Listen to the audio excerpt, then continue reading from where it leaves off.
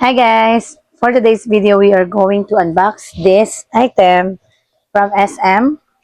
Regalo ng asawa ko in advance sa Christmas. Char! Napangarap ko kasi ngayong Christmas. At binanggit ko sa kanya. Sabi ko, ngayong Christmas, ang bibilin ko yung lutuan, non-sticky na original, branded na hindi na susunugan. Kasi nakailang bilhin na kami ng non-stick pan na pag pinarito mo or pag nababad sa malakas na apoy, nasusunog ka agad. Pero sabi ng pinagbila namin, ganun daw talaga pagka sobrang lakas ng apoy. Kahit original or branded or pag na malakas, nasusunugan talaga.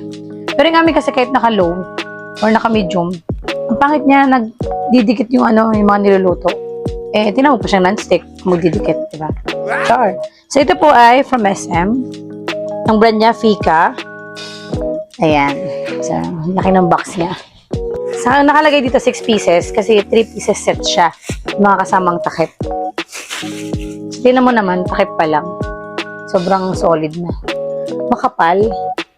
Ayan. Tapos, tatlo siya. Tatlong takip malamang. Kasi tatlong yung lutuan. Tatlo. 1, 2, ayan. And 3. 3 sa maliit na pot. Yan. Very aesthetic. Ito ay tinatawag na, tawag ito, stock pot.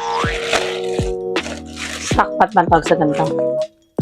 Sabi kasi this is made in Korea. Kaya mas matibay daw. Mas maganda yung quality. Ayan.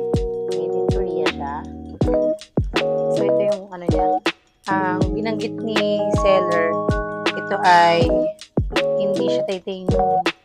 Anong tawag dito? Ayan, brand niya. Tingnan mo naman kung gano'n siya ganda. First pan. Next. Ito ating saucepan. Wow! Yung second pot. Ang ganda niya. Kahit mabagsak yan, matibay.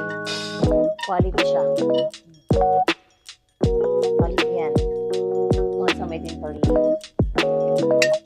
Second part, and last one, medyo malaki na kawali. Ang tawag dito ay, ito yung wok with glass lid. So, lahat sila may glass lid. Very sulit. Yan. Made in Korea din yan. Yung brand niya. Fika. So, ito, tatakip niya. Yan, ganyan siya. Ang ganda, girl. Very aesthetic. Nakasubukan sa tinta yan. Girl. Tinta ka sa girl. Yan. Girl, ang ganda, girl. Magluluto ng sinigang na baboy, nilagang baboy. And this one, para sa mga paisa-isang luto ng pancit canton. Yan. Diba? Very quality. So, yan po, guys. Yan. Tatlo yan. Nabili namin sa SM na kasi naka-less 20%.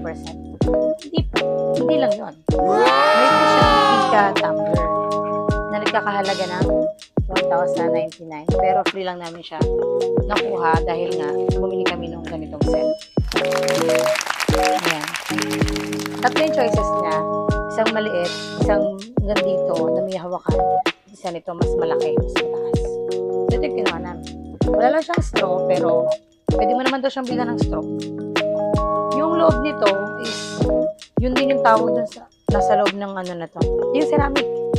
Nasa loob ng non-sticky na to. Ceramic din. Hot and cold na siya. Ayan.